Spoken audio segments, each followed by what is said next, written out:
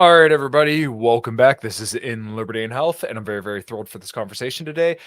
These gentlemen had just aired the podcast that I did with them a while back, and they complimented me on my backlighting. I know it's absolutely fantastic. So, while you're looking at the wonderful backlighting, there's a huge sale going on in Tiger Fitness, probably by the time that you're hearing this, or maybe in the very, very near future. So, keep an eye on that and hit the links below to get all those wonderful supplements there and go to lmnt.com.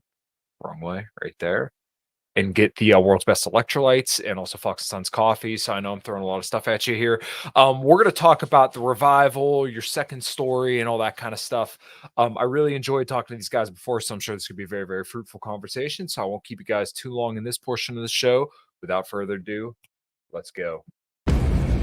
What is up, everybody? My name is Kyle Matovcik. I am the host of the In Liberty and Health podcast, where we talk all things liberty, health and wellness, and beyond. My hope is to encourage and spread the message of liberty and physical and mental well-being. I hope you enjoy all the topics we talk about with our guests. We're on all major streaming platforms, so please sit back, relax, and enjoy. Man, I'm doing as good as anyone can do getting buried by his 13-year-old son on leg day.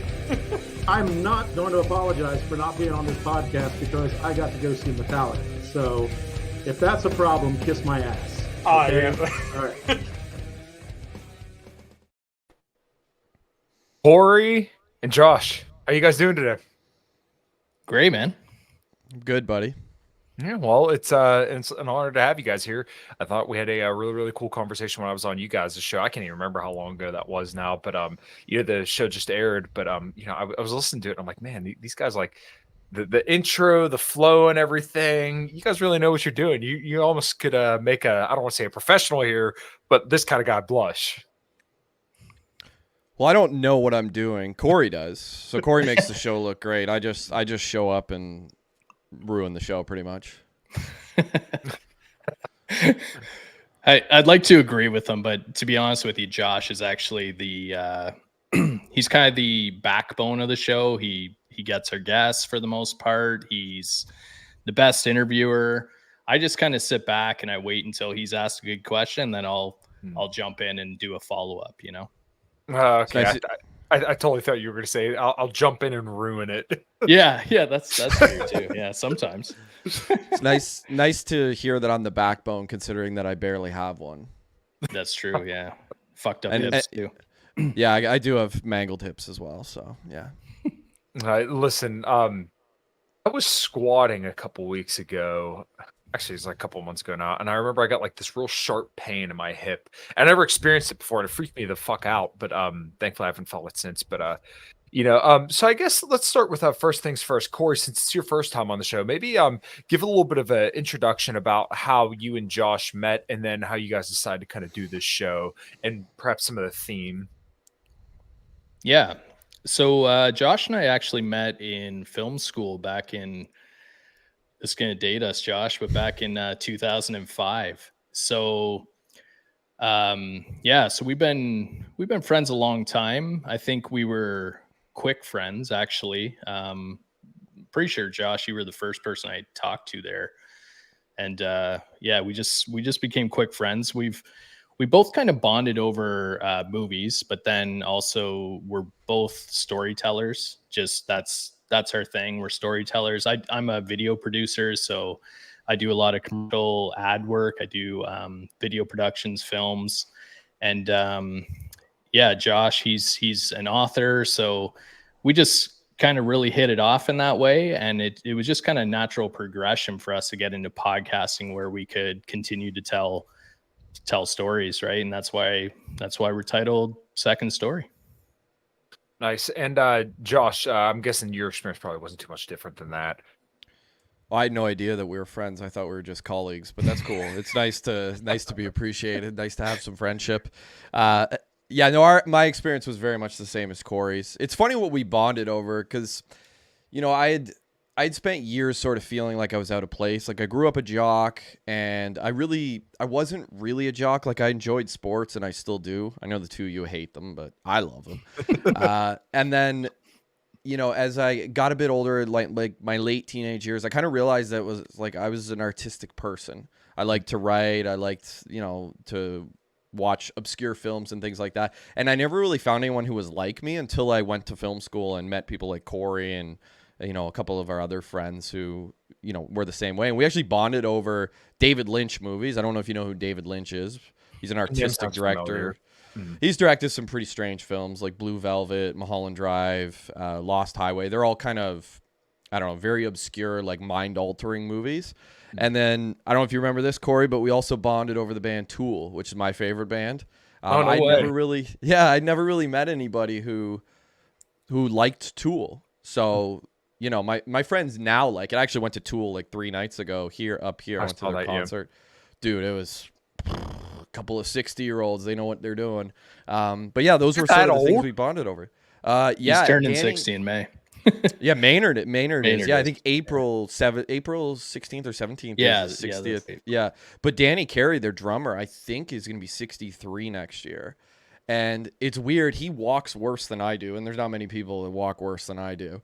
But dude, can he ever still play? It's pretty wild, just his ability to still, hit the double bass as quick as ever. And he's collecting Social Security in a couple of years. It's bonkers. But yeah, so that's kind of what we bonded over at film school. And then from there, like Corey said, we were fast friends, and just our love of, storytelling and things like that. It's kind of where it went from there. Mm-hmm. Okay, so I guess one name that like immediately came to mind as soon as you mentioned film was Quentin Tarantino, because Pulp Fiction is probably one of my favorite movies. And it's so funny because like that movie is one of the only movies where you would have to watch multiple times to really understand it, and then you appreciate it more and more every single time. And there's always something like a little neat part in there that you forgot about. Other than like David Lynch, who would be some other like film producers and maybe like overall movie themes that you guys might have like, looked at in your, I don't want to say your school career, but overall. David Fincher, I would say. That'd be one of mine. He directed Fight Club. What else did he direct? Well, Gone Girl, Girl with the Dragon Tattoo. He just had one come out last week. I haven't seen it yet, but Corey watched it. You might speak to it. It's really The Killer. Good. Yeah. Yeah, he's probably one of them. I would say Michael Mann for me as well. Michael Mann directed Heat, The Insider. Heat's up there as one of my favorite movies, so that would probably be mine. I don't know if Corey's a little different. I've always been a huge fan of Tarantino as well. Probably my favorite directors would be the Coen brothers. There's really not a Coen brothers movie I don't like. They did like Big Lebowski and No Country for Old Men and Oh Brother Where Art Thou. What else? Paul Thomas Anderson. Love Paul Thomas Anderson. What did he direct, Corey? Well, no one knows who the hell Paul Thomas Anderson is. Everyone's like, oh, did he direct Alien versus Predator? But that's the other Paul Anderson, isn't it? There's 2 Paul Andersons that direct. Yeah. Well, P.T. Anderson, There Will Be Blood. That's a good one. Punch Drunk Love. That's one of my favorites, actually. That's one of my favorite Adam Sandler movies, and it's way outside of his norm. It was I can't say I've even heard of that movie. Yeah. Well, if you want to list a serious movie for him, so yeah. Yeah, he doesn't have many, but I love when the Sandman gets serious. I love it. If you ever want to list of movies, Kyle, Corey and I could probably provide you with about 1,800 movies you've never heard of that are, well, 900 of them would come from me and they'd be awesome, and 900 would be shit. And those are Corey's. I don't know why it just reminded me. I was looking at a picture and I said this to my brother today. Make sure I could get this because we were talking about Tarantino. But if you guys are familiar with Dragon Ball Z. Yeah, that's cool. Could you imagine Samuel L. Jackson? Special beam cannon, motherfucker. Yeah, really. Oh, Samuel L. One of my favorite movie experiences was Samuel L. Jackson, Snakes on a Plane. I went to see that movie in the theater like 3. I saw it 3 times, dude. That was when we were at film school. I was so pumped to see it. I saw it opening night. Actually, I saw it the night before opening night, and then I went to see it opening night, and then I saw it again like 2 weeks later. Okay, so is that movie fun? Is that movie like so bad that it's good, or is it like actually a good movie? Because I feel like it's one of those movies is like so bad that it's good.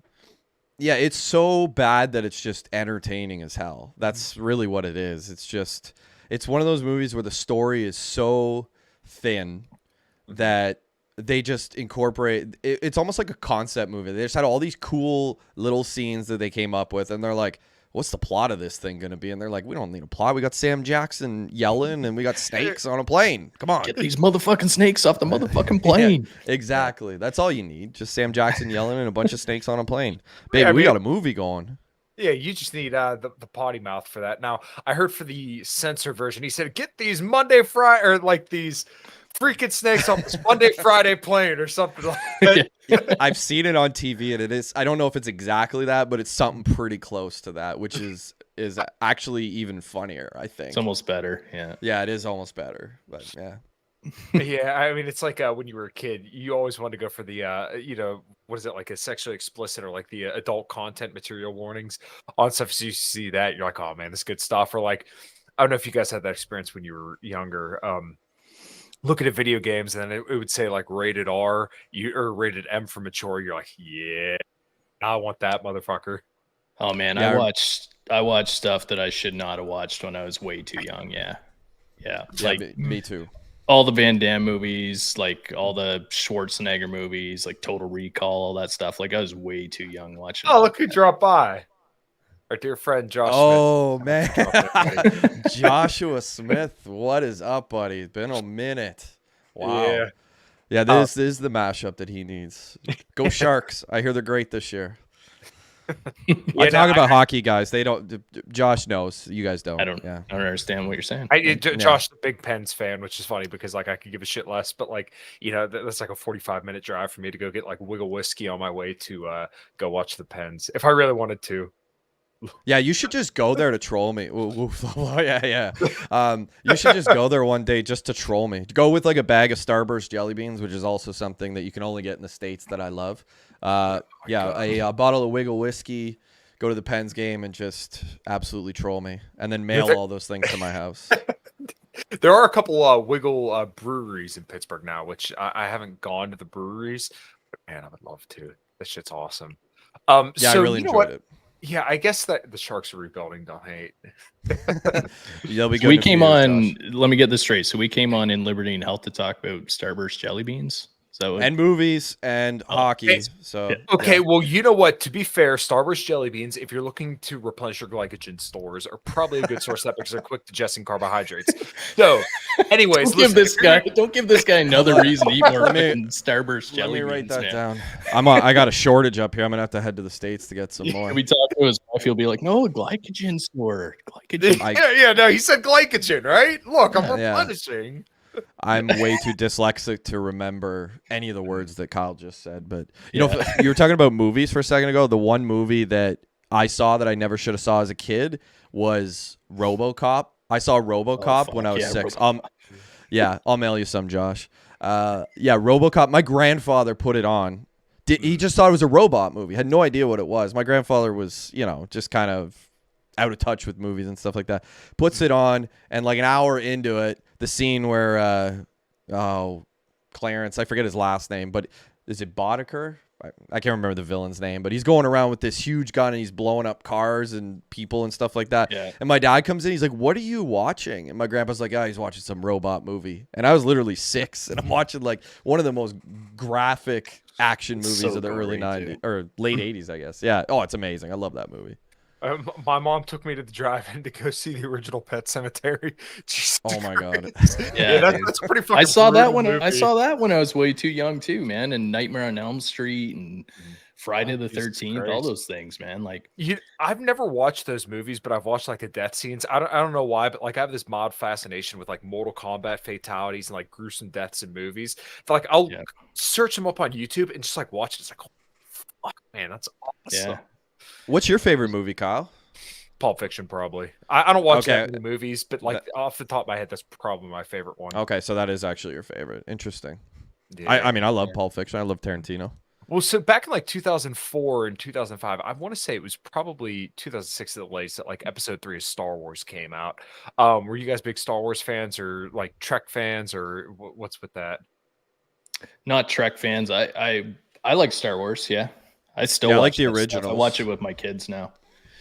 Gotcha. Oh man, that's got to feel weird. It is. Yeah, it's very strange. Yeah. Yeah, Corey's kids are almost teenagers now. Yeah. Not to date him, but they're getting there. Trek fans are gay. I agree. I haven't even watched Star Trek that much, but yeah, I could definitely agree with that.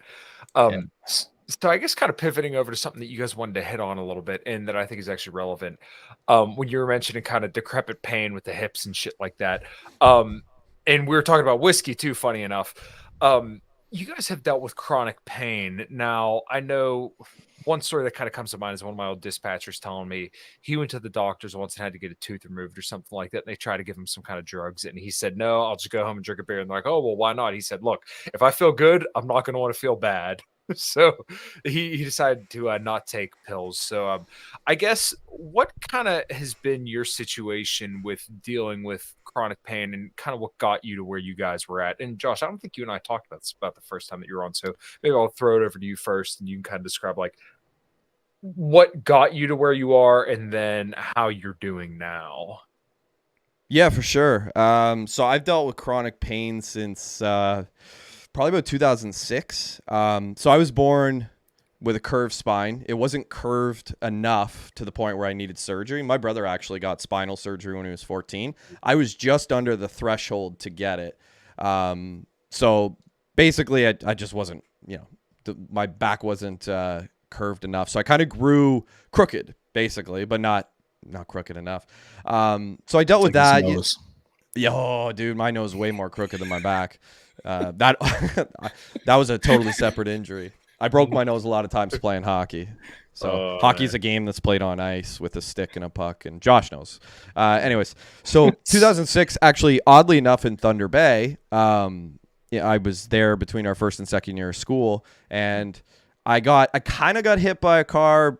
Basically, I was rollerblading through an intersection. This lady drove into me. I caught her at the last second, caught her in my peripheral, jumped over the hood of her car, kind of rolled and landed basically right on my tailbone. Messed my back up pretty good. I was in a lot of pain for a couple of weeks, but the immediate adrenaline from it, I didn't really know that I was in pain. And then I went and met some friends at a pub, and I was like 20 years old. I went drinking all weekend, and then Monday morning I woke up and I'm like, ooh, that's new. Like, that doesn't feel right. So I dealt, kind of with back problems for, about a year or so. And then it got a little bit better. And then I moved to Vancouver after we finished film school, 2008. And I was working on a loading elevator, and the hydraulics broke. And basically the elevator was like this, and it went like this. And I got slammed into a wall, ended up in the hospital.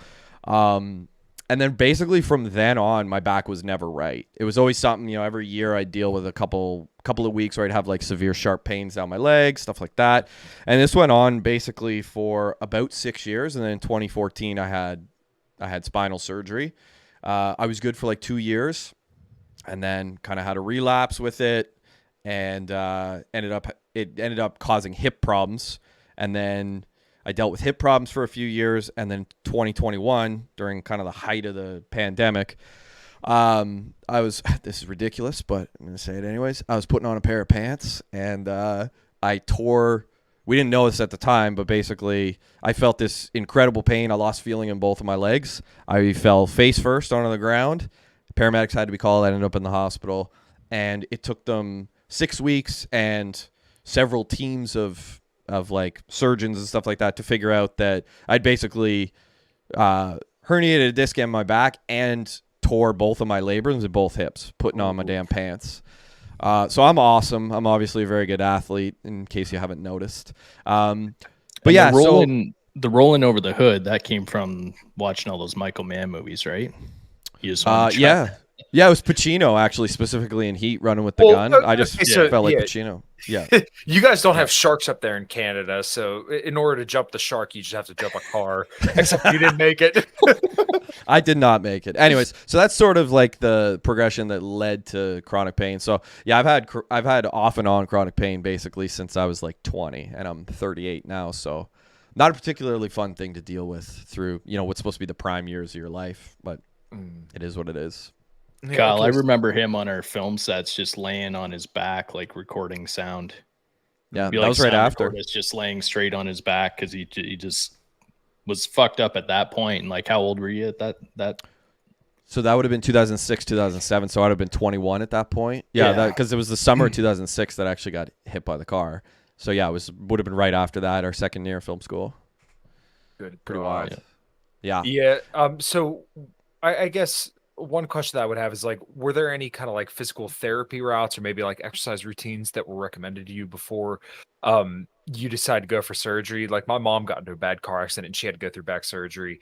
And the more I learn about back surgeries and the more I hear of people who get them, the grimmer it looks. So like the one guy that I follow, Lane Norton, had mentioned that like 50% of back surgeries are like work. And so that means 50% don't work. And then there was a meta-analysis done by, I think, a guy named Eric Helms, or either that or he read it. And he had mentioned that like the vast majority of back pain for people disappears within like 8 to 12 weeks. And obviously I'm not saying this is your case, clearly it's not. But like for a lot of people, I don't think they really understand what maybe your situation would be like.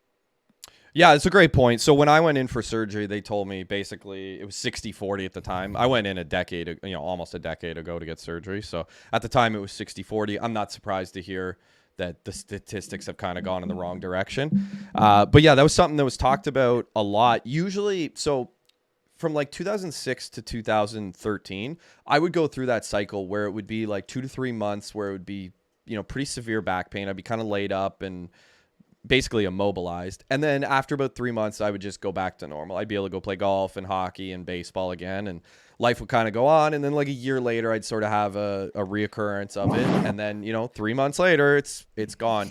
So I went through that cycle for, a good 6 or 7 years. And then in 2013, towards the end of 2013 was when I hurt my back, and it just never went away for a full year. So it was a full calendar year. And this is actually where I wrote my book, or at least the bulk of my book, was when I was just laid up with nothing to do from about, I guess it was like March or April of 2014 till September. It just, I couldn't move or do anything. It was pretty rough. So that was where they opted. They're like, look, this isn't getting better on its own. And, you've dealt with it for so long. It's probably time to explore surgery. And we did. And it worked for 2 years. And then I kind of ended up back at square one. Now, was there any kind of like catalyzing event over the 2 years, or do you think it was just the surgery was done improperly, or is it something else?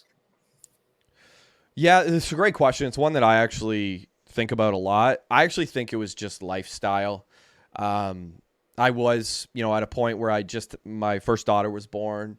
So my sleeping habits had kind of changed. I was always sleeping in a normal bed, and then my daughter was born, and I was sleeping kind of sitting in a recliner, which is sitting in a recliner is terrible for your back.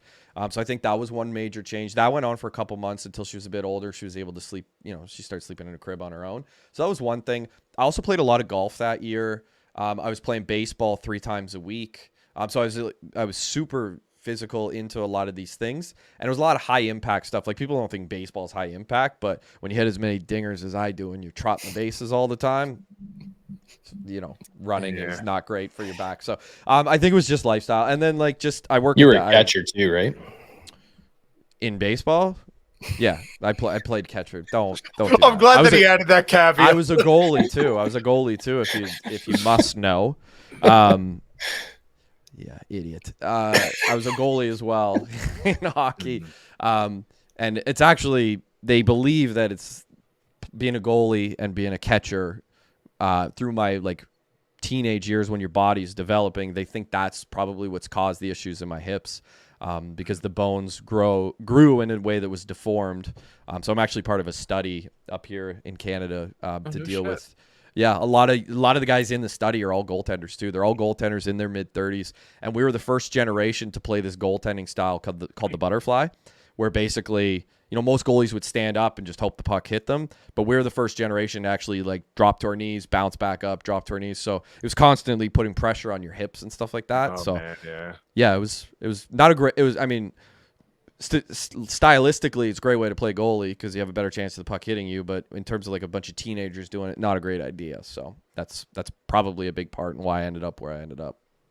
Yeah, especially with your hip, because as you get a joint with a greater range of motion, the potential for injury is much, much higher. So obviously your shoulder is the most likely joint to really, F you up.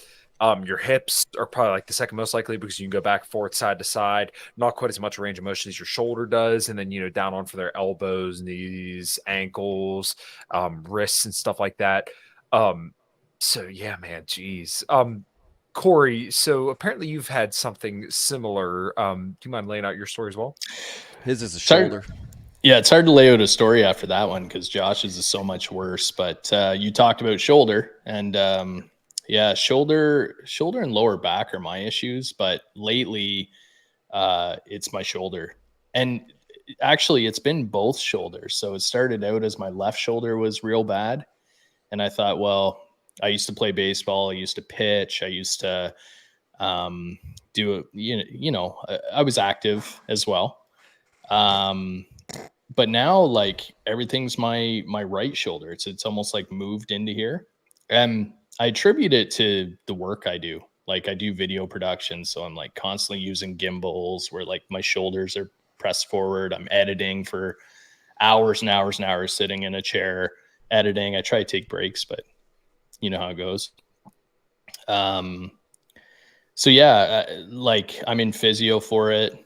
I'm trying acupuncture. I'm trying, I do massage. I'm basically trying everything because I just want to. I don't want to go down the surgery route. I really want to try everything I can to not go down that route, not go down like a medication route. Like I just really want to try to strengthen what needs to be strengthened. So Mhm. So yeah. one thing that I've heard that helps for shoulder stuff is hanging, and I know that when I used to have like my shoulder would feel a little tweaked up if I started to hang a little bit more, for like just a couple of minutes every day. I felt a lot better. So I guess what would like have you seen doctors about it, and what have they recommended you do if you've seen them, or have you like personally looked into stuff that would prevent surgery? Yeah, so actually, you know what, to be honest with you, I haven't gone to my doctor specifically about that. Um, I've been doing kind of massage therapy for years and years, so I'm kind of already in like a physio. The places that we have, I don't know what it's like in the States, but places we have a lot of times there'll be a physio place where they do massage and they do acupuncture and they do all the things in one spot. Um, so I've been going for massage for years, and then they just recommended me to the physio. So I go to the physio. He does the acupuncture, that kind of stuff. And so I've never really gotten a doctor's referral, I guess, for it. Mhm. But you know, maybe I'll have to go that road at some point. I hope not. Yeah. So when it comes to maybe like physical exercise for either of you guys, um, man, this is such like a weird question because like for me, I can't imagine not being able to go in and deadlift 500 pounds, squat 400 pounds or anything like that. Uh, or, just do anything at all. And I think it's kind of like one of those things, you don't know what you have until it's gone. Well, If you can't, yeah. it has affected my workout. Yeah, like I do go to the gym. I strength train. I'm not putting up what you're putting up, that's for sure. But I was gaining on, like chest press and stuff like that. I pretty much don't do chest press anymore because it hurts my shoulders so bad. Yeah. So lately, every time I go in the gym, I've been doing just kind of lightweight shoulder exercises, a lot of rotator cuff exercises, things like that. A lot that the physio's been suggesting to me. But what do you think as far as what I should be doing? I'd like to get back benching and all that stuff. Mhm. As far as I know, it's always just like proper form. Just make sure when you're pressing, you're not letting your elbows flare out, right? Because you could already see like where my shoulders are, and like you pressing from here, my shoulders already don't feel good doing that. But if you're pressing from here, like see elbows tucked Hmm. down, then you're in a lot more of a powerful position to press. But I mean, anything that hurts when you're doing it in a way that's like, ouch, like this really hurts, not just like, oh, that burns. No, That's this bad. is Like, like don't sharp. Yeah, this is sharp pains. It's not like burning from the workout. It's like exactly. something's You ever wrong. think it's Yeah. possible it's something in your neck? Actually, I do think it is because when I'm working the camera, It usually goes down my neck, and then it's almost like feels like it's under my shoulder blade. But the motion that I have issue with is this one, like going straight up like that. Like there's a stopping point, and it's right there. I can feel it. Like I can get past it, but that's where it kind of has a stopping point there.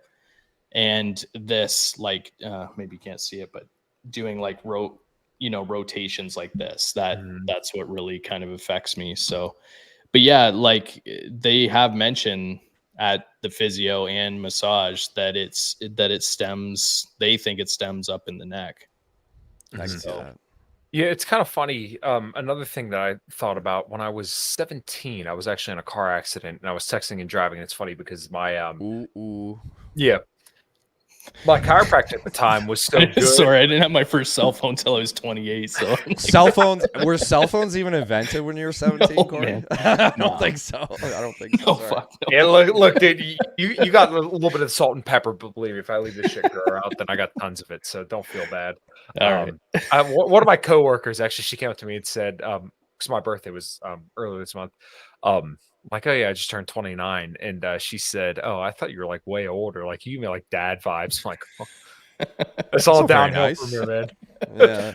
Oh, Dude, like 30, man. 30 is when I turned 30, it was stuff just started to go. It was weird. You'd be like Corey's talking about, you'd just be microwaving some food. You're like, oh, my shoulder. What the hell? Yeah.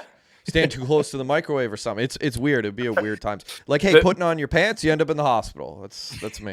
The barometric pressure changes because you preheated the oven. Next thing you're like, fuck my knee. Yeah, pretty much. I mean, it's so far off. Yeah, it's rough. You go ahead. Oh no. So like my chiropractor knew that I was texting and driving because he said like the way that your posture is right now, like your shoulders sitting uneven, your head's tilted one way, and I could tell you're wearing your seatbelt as well. And ever since then, like occasionally, and it hasn't happened quite a while, but like I remember the one day I was taking a tire off a wheel and just my whole body got a shock, and like I couldn't turn very well at all. Ever since then, it was because I shifted the C5 and C6 in my neck, and it was pinching a nerve in my lower back. So like anytime I would turn, it was just severe fucking pain. So, he cracked me up and did all this other stuff, and everything was pretty good. Last time I went to the chiropractor, this guy that I go to now is pretty good. And it was kind of weird, but I never had a chiropractor like sit me down and like press on my head and turn me a little bit to try and like assess. So, I don't know if you guys have had experiences like that, and if like when they're loading you up, you just feel you're like, oh no, it's right there. Yeah, and you're surprised at how much it hurts. Like I've had a chiropractor, like he'll just like touch, like kind of on your trap there, and I'm like, ooh, and he's like, yeah, buddy, I'm just like, he'll touch me on the arm and go like, I'm doing this to you. Yeah, it's weird. It shouldn't hurt that much, right? Yeah. Yeah, it's a bizarre thing. I've gone to the chiropractor too and had the same thing. I did the same thing in my arm and it started hurting like here. I was just like, what? But yeah, I guess it's all connected in some way or another. Yeah, so one thing that I'm sure that was probably recommended to you is that you take pain pills and stuff like that. Funny enough, my wife and I were watching The Rookie the other day, and the one of the cops' parents, The Rookie's just a show about police, and the one lady's parents or her mom was addicted to opioids, and she never explained it to her daughter. But it really seems like some people probably start off like, oh, I'll just take these a little bit, and then you keep taking, you up the dose a little bit. Maybe you're feeling a little bit rougher one day, so you take maybe a little bit more, and the next thing you know, you're down this path of just constantly taking pills. And I know plenty of people in my personal life that have gone through situations like this. How did you guys not end up in a situation like that? Because that could get real sideways real quick. I've never ended up in that situation. How about you, Josh? Yeah, I mean, I was pretty close. I mean, so my extended stay in the hospital, I was basically that, like you're describing. I was laying in a bed 24 hours a day, motionless, and they would just feed me more and more, and the pain, my threshold for the drugs obviously would go up. And it got to a point where, they'd come and give me a needle every couple of hours, which was basically morphine, So they just repeatedly feed it like, how's your pain? I'd be like, well, my pain's a 9. And it would be a 9. And they'd come and give me a needle. So every few hours. And it got to a point where I was sleeping 22 hours a day. It was crazy. Like I couldn't really talk. The doctors would come in and they try to ask me questions and I'd just be slurring through my words. Like I was pretty out of it. Corey talked to me on the phone a few times and I think he would probably agree that I didn't sound like myself. Actually, dude, I called you almost every night. Oh, so maybe you don't remember. I don't remember. Nope. Sure don't. Ooh, yeah, almost every night we talked. Yeah. I'll take your picture down with the darts in it for not calling me. You know what actually was my savior, and this person's been my savior a lot in my life, is my wife. She basically got to a point, it was maybe like 4 or 5 days in of this, and she could kind of see like it's a very slippery slope. So she basically came to me and she's like, you're just going to have to deal with the pain. She's like, I know it sucks, but you can't be sleeping 22 hours a day. Like you got to get up and get out of here, and you can't get out of here with all this medication. Like you can't come to our house and just sleep all day. And I was like, okay. So it was like a slow, like I'm going to cut back. And the crazy thing is I'd only been on this stuff for like a week. And when my wife like kind of explained it to the doctor, they're like, okay, but it's going to take weeks to get him off of this stuff. And she's like, fine, just slowly decrease it. So it was like a slow, just decrease. And it was like 4 months later when I was finally off like the hydromorphone, basically. Like that's how long it took to actually safely get off of it. And I'd been on it for like 7 days. It was just, it had its hooks in me that quick. And by the time I got out of the hospital, like I was in a ton of pain when I got out of the hospital. And it was one of those things where I just, I remember having this doctor and he's just like, you just got to move. He's like, you either move and you aggravate it to the point where you need emergency surgery and we'll do it, or you move it and you start to rehab and you'll get better and you'll get better and better. And it also keep you, able to get off of this stuff safely. So yeah, I just basically was able to wean myself off of it safely and not let it get hooked into me. But like if my wife wasn't there, I don't know what would have happened, because they were just happily feeding me this stuff over and over and over. And like it was a mix of hydromorphone, Celebrex, Lyrica, which is like a nerve medication. They were also giving me fentanyl. It was a crazy. Was one of them Dilaudid? Weren't you on Dilaudid? Yeah, that's hydromorphone. Yeah, it's okay, yeah, it's like the brand name, or might be the generic name for it. But yeah, Dilaudid was the big thing they had me on, which is hydromorphone. And then they were just giving me the morphine shots in between. So I would get a dose of Dilaudid, and then they'd come in and they'd give me a shot of morphine if I needed it. And it was, yeah. I mean, I absolutely understand how people let it get.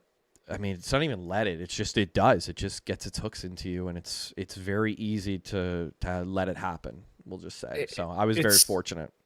It's so strange to me because you would think that this would require like some kind of consistent consent or something, like, hey, this is very addictive. There could be severe side effects from this. Like this could end up killing you. But we want to try to use this as scarcely as possible, just so that way you're not hurting as bad. Like to me, this almost sounds criminal. Right, because you're literally, if someone's sleeping 22 hours a day, then they might as well be dead at that point, right? And not to say that like, oh, you should just kill them off, but that is to say that like this person's not having a life at all if they're sleeping that much. So like, what was kind of like walking through that? Because you said it was only over the course of a week, but I mean, if over a week it's that bad, then like, let's pump the brakes a little bit here, right? Yeah, it was, it's tough. It's the nurses who administer it, and they are good about saying like, are you sure that you need this? Like if you ask for more, they'll say like, are you sure? And they do cap you.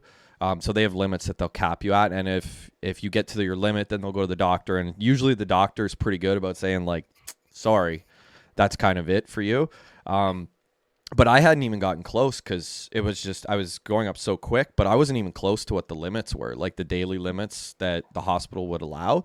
And then, fortunately it got cut down. But yeah, I mean, they have, I guess I don't know, they're so overworked, like the healthcare workers in Canada. The nurses, like there was one night where I was on this unit of 26 people and there was one nurse to cover us for 26 people. And it was it wasn't like we were, hands off, like you can just leave us for the night. It was people who couldn't walk. Like there was a gentleman in the room with me who had just been in a motorcycle accident. He had 8 surgeries because he had destroyed like half of his body in a motorcycle accident. He wasn't getting up to go to the bathroom in the night, like it was bedpan changes, like all that kind of stuff. And there's one nurse to handle it. And they chart, a lot of their job is just charting and keeping track of stuff like that, but they'll do 2 day shifts and then they're off for 4 days, and that's 2 night shifts and they're off for 4 days. So they see you for, 24 of 36 hours and they don't see you again for a long time. So it's really tough to, for there to be accountability. And I really think that like people do slip through the cracks when they get into that environment. Sure. I mean, we've all heard horror stories about people who just, they go in for surgery or something happens and they end up hooked on medication, and then it's street drugs within like a couple of years. And it's horrible. And honestly, I don't really know what the answer is to stuff like that, because people do need pain management. It's super important, and there are ways to do it without opiates, but it's really sucks. Like it's terrible. I do it. Like I don't take any opiates right now. I don't take any traditional like pharmaceutical drugs for my pain management. I manage my pain with physical fitness, stretching, ice and heat. I ice my hips every single day. I have these hip ice packs that my wife bought me. They're specialized for that. And then I've got 2 heating pads that I'll put on if I need them.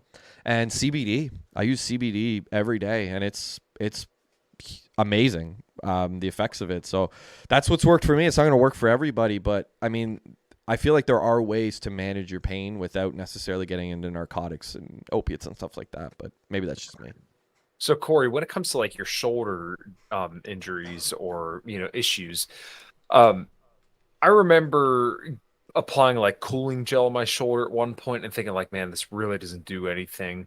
So, and I'm sure hips probably aren't that much different, where like in order to soothe a hip or a shoulder, that's kind of like a pretty meaty area. Like your back, at least you could put something directly on your back.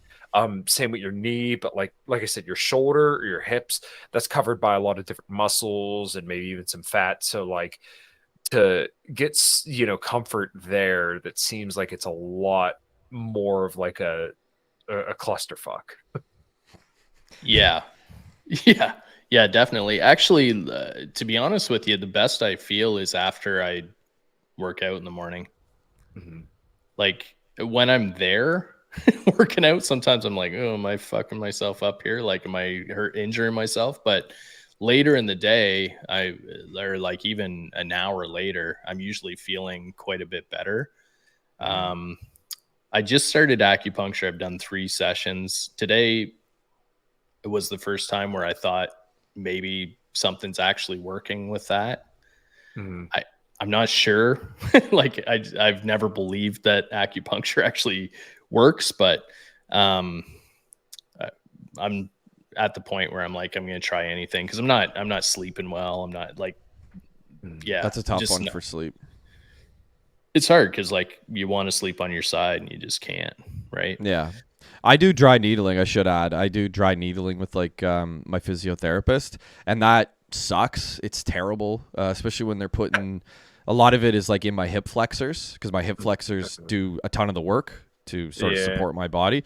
So I'm constantly having to go in and get reset. And for somebody to stick, 4 needles and go in your hip flexors, it sucks. But it works. Like I come out of there and I'm in a lot of pain for like 24 hours, but I'm good for like 2-3 weeks after that to just live my life. And I somehow, with like, torn labrum and like these hip impingements, I can still do some squats. Now I'm not squatting like you, but I can do 10 of them. I can get 10 of them done. They probably don't look great, but I power through them and get them done. And I do feel great after I exercise every day. That's a big thing for me too. Well, yeah, something's better than nothing. And that's one thing that I always try to stress upon people whenever we talk about health and fitness, is that like it shouldn't be you have to deadlift 500 pounds, you have to have a 6-pack, you have to be 8% body fat, and bench pressing the entire gym whenever you're there. It just needs to be some movement that makes you a little bit better than you were the day before, right? It should be a very, very low goal. So this is also why, and we talked about this the last time, the last time we all talked. Just this diet dogma. It's why I don't subscribe to it and why I try to like disabuse people of this, because like if we want to improve people's health and improve their overall status in the world, then like the barrier to entry should be as low as possible, especially when you like read into stuff, especially like the seed oil stuff, because people get their opinions in a bunch about that stuff. Um, Especially when like none of it's true, and generally if you don't eat like an asshole you're gonna be okay, then why can't we make the barrier to entry as low as possible? Why do we have to gatekeep health from people? I understand gatekeeping political beliefs or certain groups, sports for example. I'm totally on board with people gatekeeping women or people who don't belong in a community out to keep it a certain way. But like when it comes to health, we shouldn't be gatekeeping that, because I think if people get healthier, then we're going to, have a more prosperous world overall. Yeah, like for health, the one thing, when it comes to like senior citizens, especially, like I look at my grandmother. My grandmother lived to be 96. The reason I think she lived to be 96 was that she had this massive garden that she like worked her tail off every year to make this garden awesome. And she did that till she was almost, I think she was like 86 years old, and she worked on that. But I noticed that like after she moved out of that home and she no longer had this giant garden, she had a little garden and like little flowers and stuff, but her health went down, like not like super fast, but like it went down, like it decreased. It was pretty evident that it was going down. But I think just the movement of her like in and out of the garden, bending over, picking stuff up, and kneeling down and planting seeds and digging a little bit, just that movement for like And an being 86-year-old outside. woman. Being outside, yeah. Like, Yeah, absolutely. I say this to my father-in-law all the time because he's a farmer, and he says he goes to his doctor, and the doctor always says like, you're in a great bill of health, and you shouldn't be because you have a really high stress job. Because like farming, like, I mean, you could lose $50,000 on a crop, just bad weather, right? Yeah, one bad storm or something. One bad storm. So like it's high stress, but for him, like I keep saying to him, well, I think the advantage is that you work outside. You've worked outside your whole life, right? I'm sitting down in an office for like 8 hours a day editing, right? And I'm hunched over a computer, no sun in here. I'm dying of rickets. Yeah. And I don't even have a window. Yeah. So like, I think there is advantage not only to what you're saying, Josh, like with the gardening and everything, but just being outside in general. Yeah, it's true. Yeah. Yeah, well, what's funny is that there was somebody that I worked with at one point. I just realized how many things I said were funny throughout this podcast. It's like just clicked for me. But it's hard very not funny to say that, man. Yeah, we say it all the time on our podcast. It's either interesting or it's funny, and neither are interesting or funny. But anyways, I digress. We call each other out on that all the time. Yeah, we do. We just call ourselves like the Three Musketeers of retardation or something like that. Whatever works. This guy that I worked with, Ike, at the first dealership I worked at, he retired 3 times, and I'm pretty sure he died when he was like, I want to say probably in his 90s. And I remember asking him, well, first they sat him down with me and we were just talking, and he's like, all right, young man, how old do you think I am? I'm like 40s. And he went, yes. I said 50s. He went, yes. And I said 60s. Yes. And I'm like 70s. And he was like, yeah. I'm like in my late 70s. And I'm like, well, how the hell do you look so like young? And people told me like, yeah, he still runs and everything. And he said, I just never stopped working. He said, I started this job back in the 50s and just never stopped. And that is definitely something like movement definitely is good for the soul and for the body overall. So like I always joke that when I'm in my 60s, I still want to be able to deadlift at least 400 pounds. I think I'll be able to do it. My goal by the end of like this bulk, even though I cut it off a little bit short because I got too fat too fast, was to get to 550 pounds for a deadlift. I got to 520 conventional, 530 with a trap bar, but I'm pretty good. I just want to be an old man that looks good and functions well, and I think part of that is going to be just staying active. Yeah. I mean, you stop moving, I don't want to say it, but you're dead basically. Like if you're if you ain't moving, you're a corpse, and that's kind of the way I feel. And I don't move particularly well, but I move every single day. I stretch I have 2 stretching routines I do twice a day. I do a workout as well every day, or at least 5 days a week. And I feel like that's honestly the only reason I'm not laying in a hospital bed, and it's the reason I've been able to wait for. I am going to get double hip surgery because I have to. But I've been able to wait, 2+ years and have a relatively normal life in that time. So keep moving. That's it. Yeah. Corey, you said you do a little bit of a workout routine in the morning. I find that I need my morning ritual. So, like for me, I wake up at 4:30, I make breakfast, and then I go walk my dogs first thing in the morning. Usually anywhere from like a mile and a half to maybe 2.5 miles every single morning. And if I can't do that, then I'll normally go walk on the treadmill or something like that. But just like some kind of movement after eating and preparing everything in the morning, I find that it really sets my day, kind of starting off on the right foot. I'm guessing your morning workout is something similar for you. Yeah. So I was actually having, so I work, I'm an entrepreneur. I work for myself. I was having a lot of trouble finding when to do it, when to work out. And I'd put it in my schedule. I'd schedule it off in like the middle of the day, stuff like that. And then I would either be busy working and go, I'm not gonna go to the gym, or something would come up, or a phone call would come up, or a meeting. There was just all these reasons that it wasn't happening. Mm-hmm. And what I found out, the best time for me is I go at 7 in the morning. I head over to the gym, local gym here, and that was another problem. I had a gym that was 20 minutes away because it was cheaper, right? It was a cheaper gym, but it was like actually 25 minutes away. So I moved to a closer gym that cost 3 times more, but it's closer. You go. And it makes me go. go. Yeah. And I go every day. So, well, not every day. I go 5 days a week.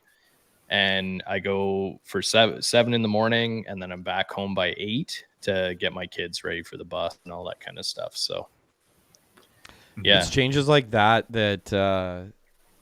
you and I have never even talked about that like off air, but little changes like that are the thing that actually got me going. Like my first day where I was out of the hospital, I was like, I'm going to work out. I didn't go like, let's lift weights. I went, I wonder if I could walk like to the end of my driveway. I'm like, I wonder if I could walk to the stop sign, which is like 2 doors down. And that was kind of like the progression. And then it was, can I walk to like the end of the next street? And then can I walk the block? And literally like my first 2 weeks of working out of the hospital was just me trying to like walk a little bit further every day. And I don't feel like people who start diets or exercise routines, I don't feel like they do that. I feel like I was talking to my buddy the other day. He's like, I'm going to start working out 5 days a week. And I was like, no, you won't. Like, 5 days a week, 4 in the morning cardio, and then I'm only going to eat 1,800 calories a day. Something like that. Yeah. But I said to him, like, you're going to do that for a week, and then you're going to have like a binge weekend. You're going to hate your life Sunday night. And then Monday you're going to be like, forget it. And then you won't do it. But if you like ease yourself into it, it becomes this like not necessarily routine, but it just becomes something that you're building towards.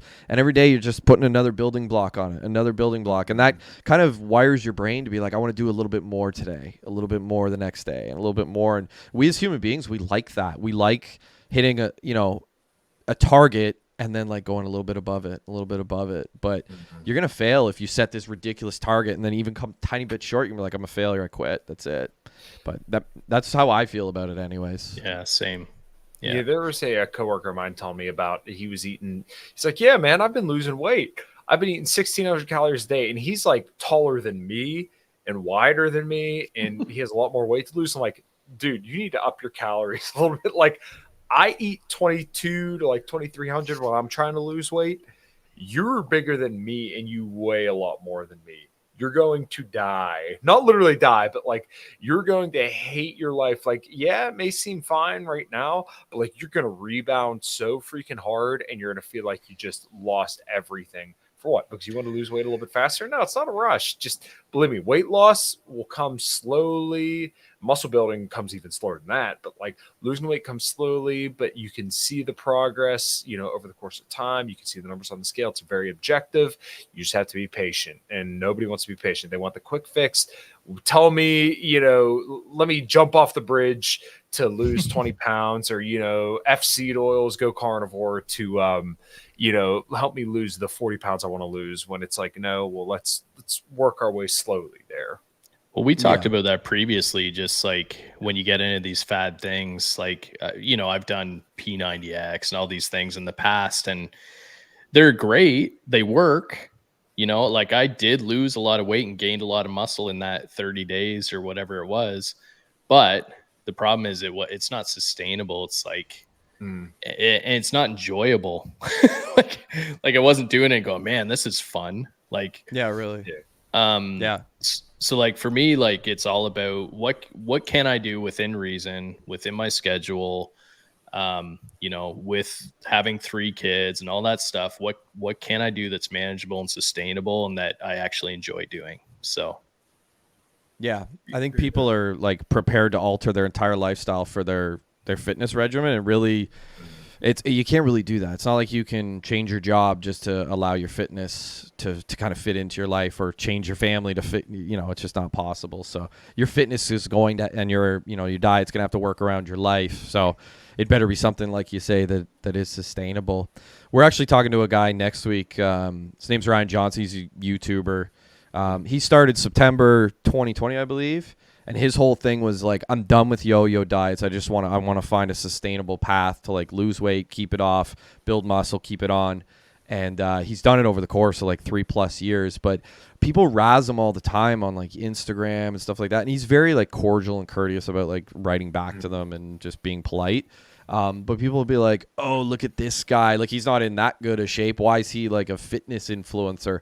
And it's like, well, he's showing you how to do it in a way that's like manageable, essentially. Right. And he's telling you straight up, like, I do this because it's manageable, not because I'm trying to get like the quickest, easiest way to, get abs or something like that. And I think that people need to understand that. Like, everybody's just so obsessed with like, I want a 6-pack. I want, huge biceps and all this stuff. And it's like, just, find a way to look your best. And you may not ever have a 6-pack. I'm almost 40. Like, not going to have a 6-pack. I'd love to, but it's just probably not in the cards for me. Yeah. That's cool. That's fine. It's kind of funny that you said that people are dunking on him for looking average, but I mean, this really goes to show you that, like, I don't say propaganda, but the people that are put in front of us, they're so out of reality. When you see people who are all shredded up, diced, and huge, there's a very, very big likelihood that they're on performance enhancing drugs. People have major fucking body image issues. Oh yeah. What? But like, it's like, it's not real. The chance to see somebody that looks like Ronnie Coleman, like, okay, so the lady that owns the gym that I go to is literally an Axe and Sledge sponsored athlete. Like, she is an IFBB pro. And to see somebody like that is like seeing somebody that's 7 foot tall.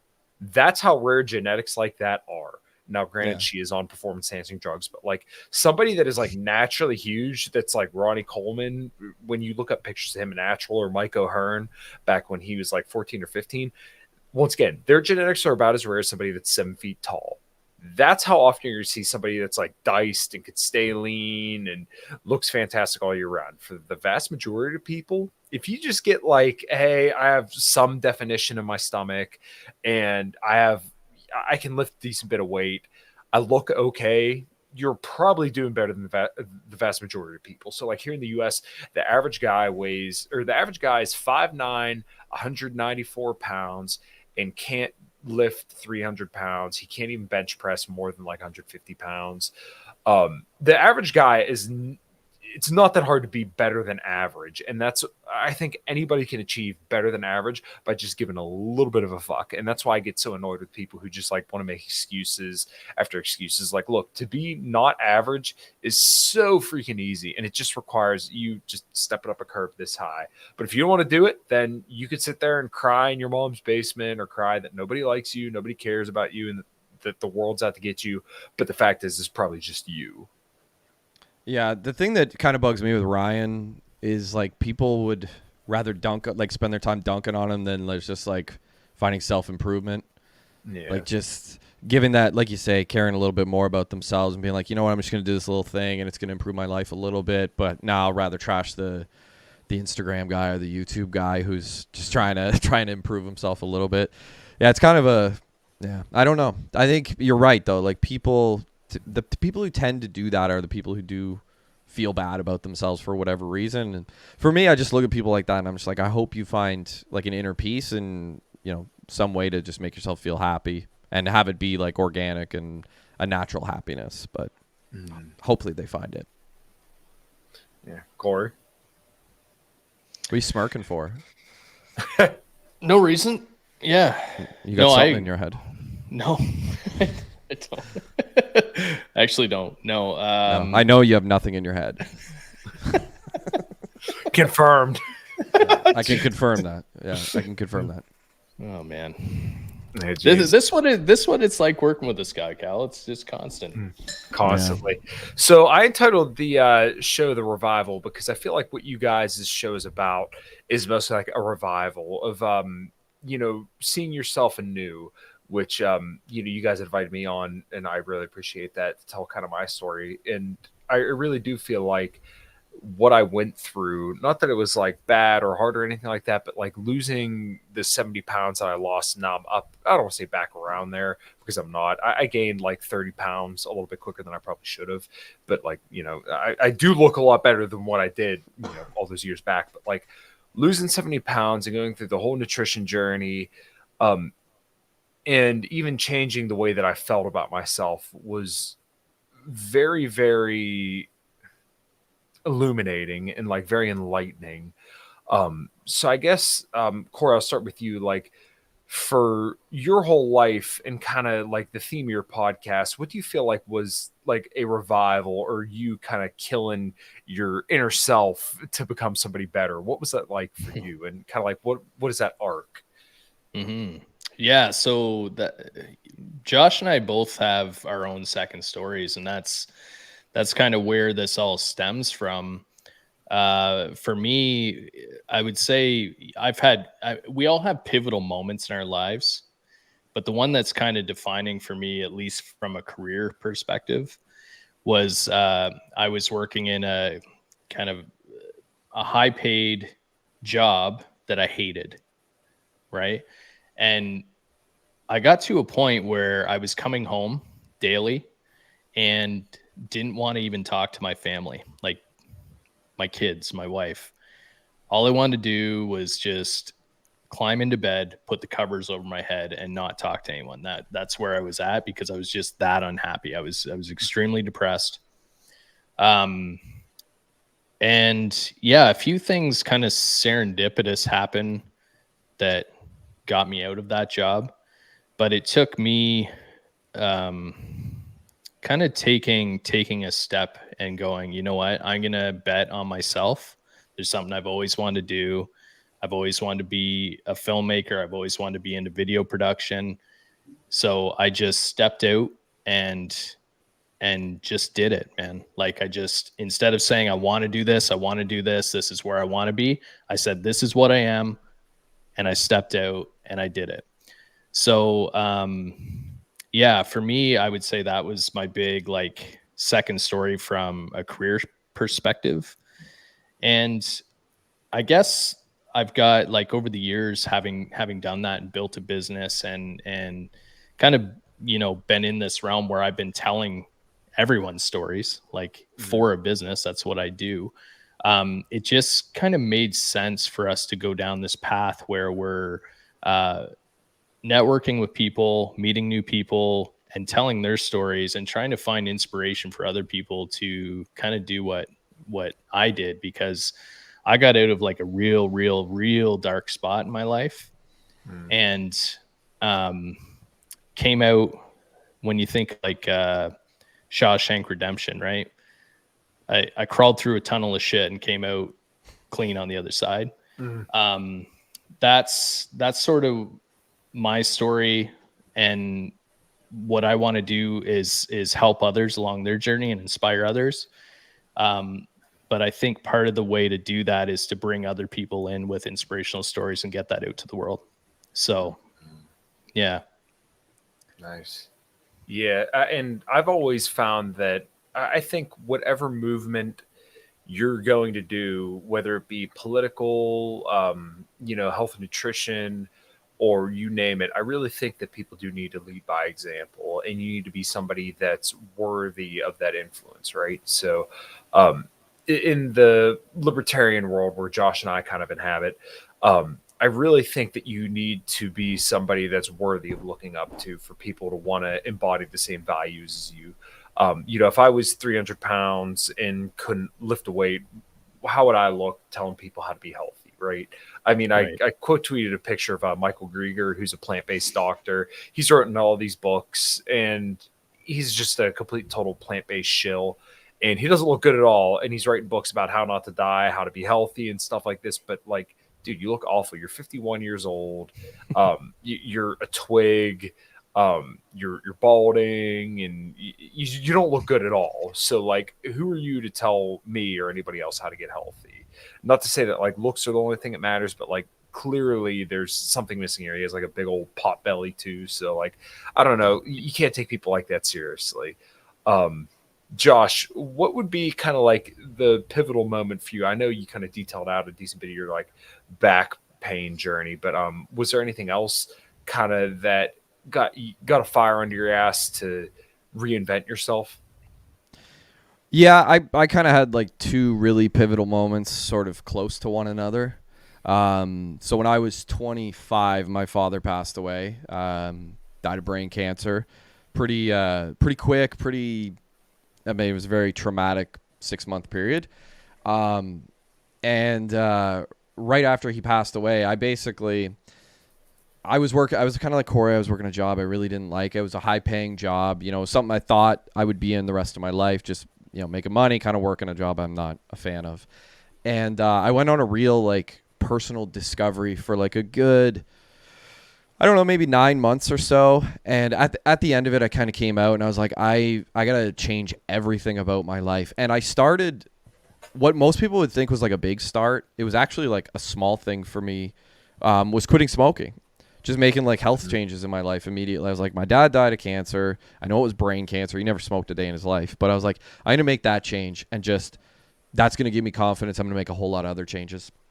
So that was kind of the step one of my pivotal change in my life. But the real defining moment of my life, and Corey would most likely agree with this, was when I met my wife. I was like, I don't want to say I was like a real piece of shit before I met her, but Slick back I was certainly. hair, I real did piece not of have. shit. I did not have slick Comb. hair. Yeah. What is sloppy that? steaks? Sloppy steaks. Yeah, I'm real. I think you should leave, Corey. Yeah. Yeah. So like when I met my wife, I was starting to get my stuff together, but I really had a long way to go, and I didn't know what I wanted to do with my life. I'd started writing this, but it was one of those things where like I just didn't have the discipline to like continue doing it. It was like one of these things that I just threw on a pile with all the other things that I started and never completed. And when I met my wife, she saw something in me. She's like, you're so creative. You're so good at talking to people. People like you for some weird reason. It's like there's a lot of things that you could do. I don't get it. Present company excluded. So like there's a lot of things that you can do. There's a lot of places you can go, and you can be the person that you want to be, and you can be that person around me. And she accepted me for who I am, and we fell in love, and my life completely changed. It led to me reconnecting with Corey because we had not seen each other for 9 years. And he came to my wedding and actually shot the wedding, and it was actually the start of his film company. And it was obviously the start of my marriage, but that was sort of the moment that him and I reconnected. And my wife was like a big part of making that happen. And she's always been there to just push me to do things because she's the one who's always seen the potential. And, there's this line that I forget, it might have been Alex Hormozy who said it, but he's like, you should have people in your life who see bigger things for you than you do. And that's my wife to a T. She sees my life as bigger than I ever could. And she's the one who's, pushed me to put a book out, pushed me to keep putting books out, pushed me to, I write for a living. I write hockey. She pushed me to do that. She pushed me and Corey to do the podcast. She just is somebody who's just, everything she's done for me has changed my life. And I have two absolutely gorgeous little girls because of her. And I live, a pretty damn good life. And I would attribute like 99% of it to her. So she's my second story. Awesome. So, Corey, I guess I'll throw it over to you, and then we could probably wrap on this. So let's say, where should people begin if they want to kind of reinvent themselves? Like, what do you think in your mind would be something that would make that like something has to change? Like, what would be the one button that in your mind would push to tell you that like I got to do something? I think anytime that someone's going through kind of what I went through, as far as like, dark, I think you know what I mean? Like, it's not like the whole time I was going through my depression period that I wasn't like, I knew there was something wrong. I knew, like, it's not like I was like, fuck, I want to be an asshole to my family and not talk to them. Like the whole time I'm like, what is wrong? Like, everything is good in my life. So what's wrong with me? Right. Like what's making this happen? And it's not as simple as like, the job, right? Like switching the job wasn't a thing. What I think changed for me was that belief in myself. So when I was able to kind of make that switch in my mind where it was like, it's not, it's actually quite simple, that wanting for things is very, very draining on you, but going after things is actually very fulfilling for you. Right. So for me to be able to just switch and go, you know what, this is what I am. This is what I'm going for. This is, I need to start taking steps towards those things. That was kind of what helped me. And I'd like to say that I did that on my own, but I mean, it does take, like Josh said, it takes those people around you. You got to be willing to take the help. So obviously my wife actually, at the time that I was going through it, she was very supportive. But then at one point she said to me, like, almost like an ultimatum, not that she was leaving, but she was like, you're not you.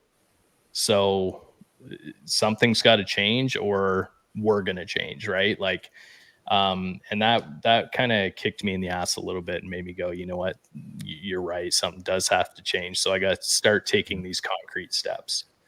What was your question?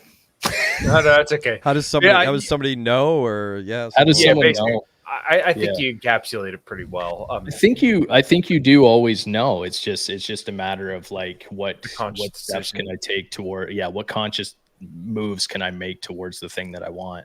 So, all right. Same to you, Josh. What would be a tell for you, or what would be a tell if somebody came up to you and asked you for like, hey, I think like they're having a rough time. What would be the tell that you would kind of tell them? Yeah, like I know for me that, when I would feel at my lowest, it would always feel like I'm not at rock bottom, but I'm on the way there. And that would always be the thing that sort of incentivized me to kind of pull myself up and sort of correct things in my life. And for a lot of people, that's what it is. Like, a lot of people are stuck in jobs that aren't that bad, or relationships that really aren't that bad. And they're like, I'll just ride this thing out. It's really not that bad. And I think that's really something that is not great in life. That can lead to you actually getting to rock bottom if you sort of let it fester in your life.